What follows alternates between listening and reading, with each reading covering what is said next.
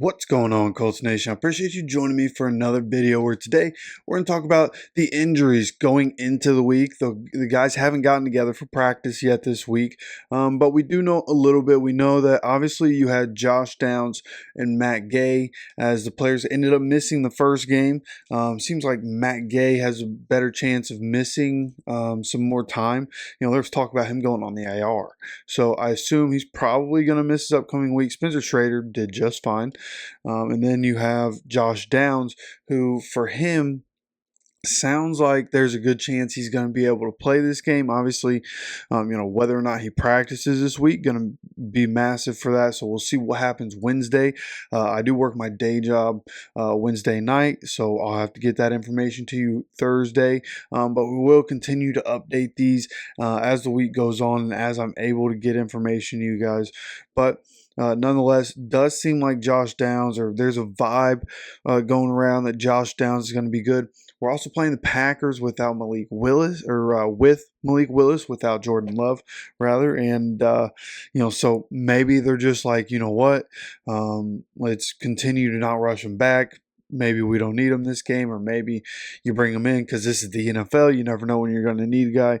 Maybe they do bring him back, and maybe it's just bringing him back in a limited capacity, right? He gets to start, but, AD can get in the game. You can also have Anthony Gould, who took some offensive reps, and he can get in the game. So I think overall, for me at this point, it's like 50-50. Obviously, I'm not an insider. I don't know things.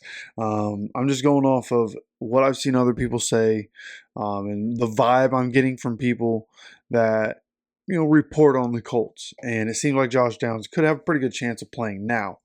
Those are injuries we knew of going into the week, the one coming out of the game. Pardon the interruption. I just want to let you guys know how much I appreciate you stopping by the channel. And I also want to say that when I look at the analytics, 50% of the people that come by and watch this channel are not subscribed. So as Peyton's telling you to do here, hit that subscribe button right now. Turn those notifications on so you get notified when any videos come out. Now, if you need any further proof of why you need to subscribe, when you look at the numbers, 62.4% of the views on this channel over the last month have come from people that are not subscribed to the channel. So again, if you're one of those people, hit that subscribe button. I appreciate you so much. And let's get back into the video. DeForest Buckner and his back. And with back issues, like those ones linger on, especially for those big guys, right? Quentin Nelson, his back issue lingered once it happened. It was the rest of that season, and then it was into the next season and affected his play, right? People thinking he fell off when really he just needed some time to be able to rehab it. I think he had surgery on it and was able to rehab it. So, right, and then Quentin became Quentin again. So these back issues, what I'm saying, lingers on. So it'll be interesting to see what happens. Now, DeForest did have the injury happen, and then he came back in the game and he played the rest of the game. He played 57 snaps in the game. But a part of me really thinks that, he was affected by the injury. You look at how many rush yards we gave up. Now, Grover Stewart also a part of that, right? And people at this point have probably keyed in on Grover Stewart. I haven't watched all the tape yet. I assume there were a lot of double teams for Grover.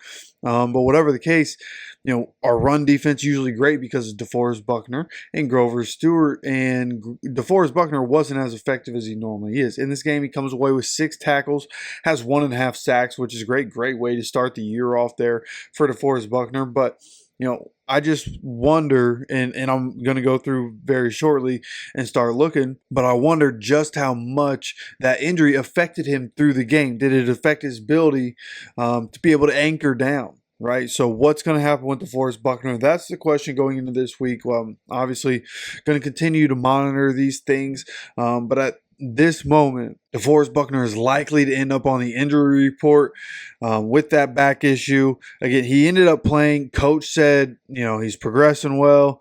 So we'll see. We'll see what happens. He says everybody's progressing well, so not really anything to take from there. But as we have it, again, DeForest Buckner, Josh Downs, Matt Gay, those are names we're watching. We'll see if anybody else happens to pop up. But that was all the coach had mentioned was DeForest Buckner, the only one added to that situation. So we'll monitor that through the week. We get back to practice. We're going to start preparing for Green Bay. We're going to have a game plan video soon. Plenty of content coming out. Going to start looking through the tape and start figuring out, what we need to keep an eye on. So make sure you subscribe with notifications on. Share this with anybody that you know that might be a Colts fan. Getting into the season, content's going to be dropping. Want as many eyes and as many opinions on this stuff as I can possibly get. I love hearing what you guys think about things. So whatever your opinions are, you let me know down in the comment section on any video. Of course, I appreciate you stopping by for another video. And as always, take care of yourself, take care of each other, and go Colts.